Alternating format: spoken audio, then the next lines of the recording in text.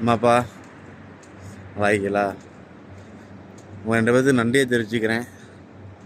ஏன்னா இந்த உலகத்தில் என்னை ஈண்டெடுத்ததுக்கு நன்றியை தெரிவிச்சுக்கிறேன்.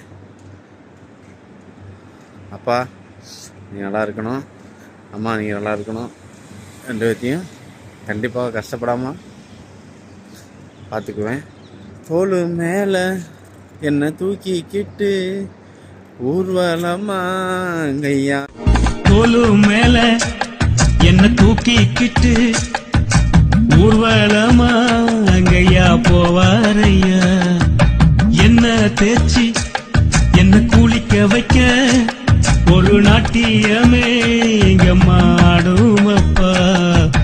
செல்லம் ரொம்ப கொடுத்து